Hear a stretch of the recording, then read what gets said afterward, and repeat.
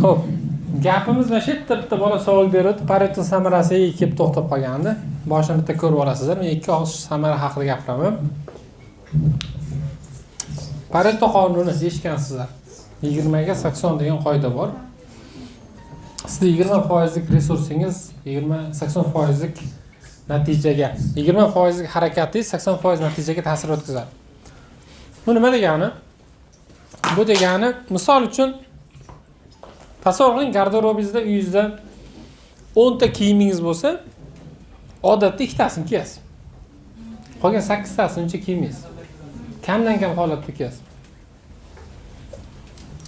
100 ta sizda eng yaqin do'stlaringiz bo'lsa, hammasi bilan gaplashmaysiz. Hafta davomida 20 tasi bilan gaplashishingiz mumkin. Qolganlari bilan 1 yilda bir marta gaplashasiz. Bayramlarda, to'y hashamlarda. Xuddi shunaqa sizni ham butun kuningiz davomida 24 soatni 20%, ya'ni 5 soati foydali narsa bilan o'tadi. 19 soati suvga oqib ketar ekan. Unaqa emasmi? İnsonni o'rtacha 2 hafta umri svetoforda qizilini yashilga yonishni kutish bilan o'tib ketadi deb yozgan. Men shuni o'qiganda o'zimga o'zim aytdim. Biz o'zbeklarda 2 yili shu ovqat kutish bilan o'tib ketsa kerak. Ya'ni Abdul Fattoh Abu G'udda degan odamni bir ajoyib kitob bor. Ulamolarning nazdida vaqtning qadri degan. Kim o'qigan? Biz juda ham kam kitob o'qiyapmiz, tabriklayman. Shu kitobni o'qib qo'ying. O'shanda muqaddimasi zo'r narsa aytgan. Oddiygina bir mastava ichish uchun Chorvoqqa borib, yo Bo'chkaga borib, yo oddiygina tashashi yeyish uchun Parkentga borib, soatlab umrini o'tkazayotgan odam men yashash uchun yeyapman demasin. Men yeyish uchun yashayapman deyish kerak. Shuning uchun ovqatga qancha vaqt sarflayapsiz? Bekor narsalarga qancha vaqt sarflayapsiz? Diqqatli bo'ling. Men siz hozir bugun o'zi hayotingizni o'zgartiradigan bitta ishni inshaalloh ko'rsataman. Bugun ish topib, buni o'zgartirsangiz bo'ladi. O'zingizga nisbatan ishonchingizni inshaalloh 100% ga oshiradigan bitta narsa ko'rsataman. Qanchalik haqiqatga to'g'ri keladi bilmadim. Lekin ko'rsataman, aytasiz. Sizni bir kun davomida, ehtimol hafta davomida qiladigan ishlaringiz ro'yxati bor.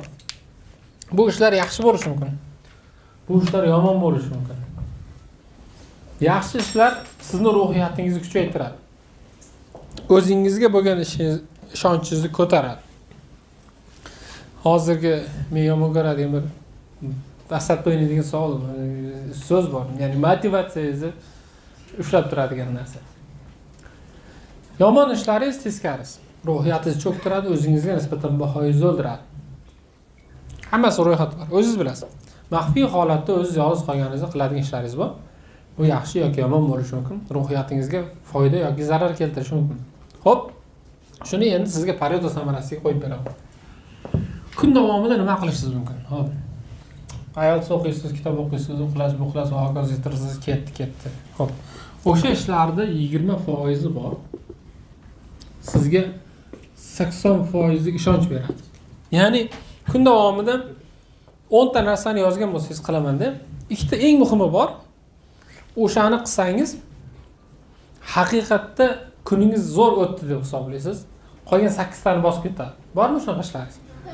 Kun davomida o'sha ikkita ish qilmasangiz, qolgan 8 ta ish qilsangiz ham kunim bekor o'tib ketib qoldi-da deb his qilasiz.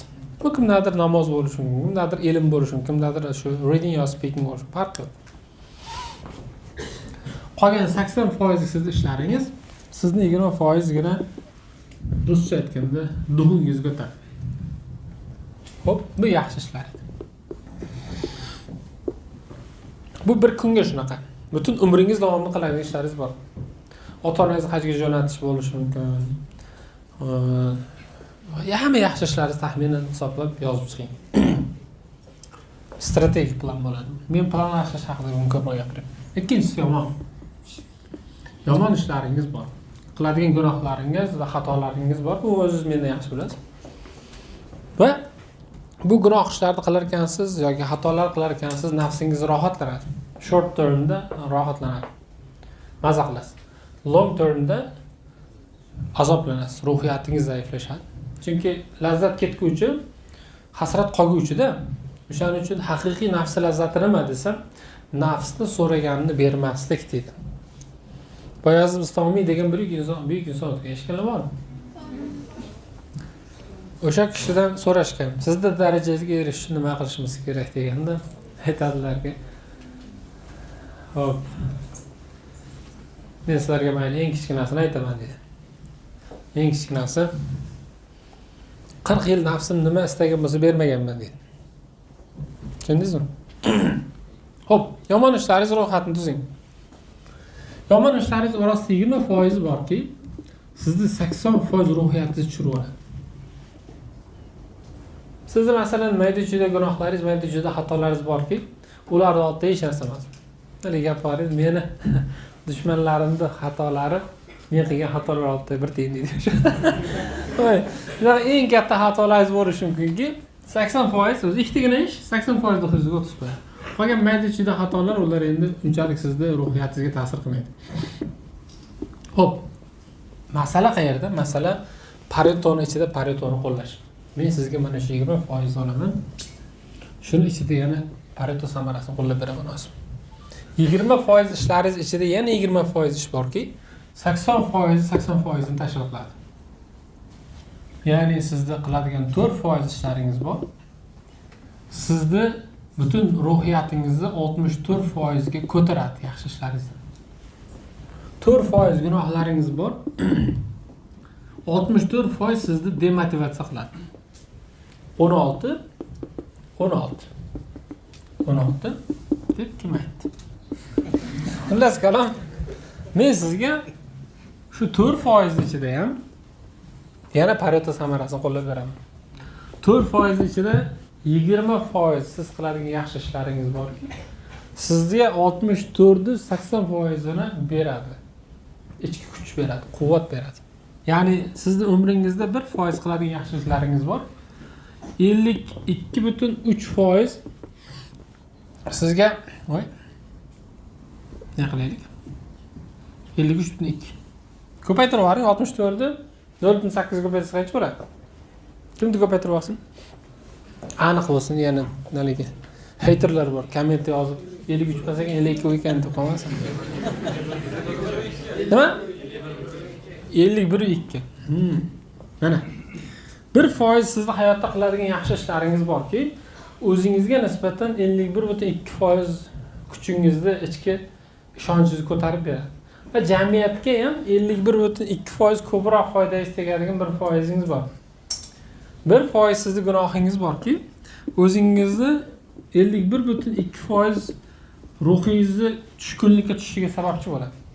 Jamiyatga zarar keltirayotgan gunohingiz bo'ladi. Vaqtingizni, umringizni barakasiz ketkazayotgan mana shu oltin 1% toping.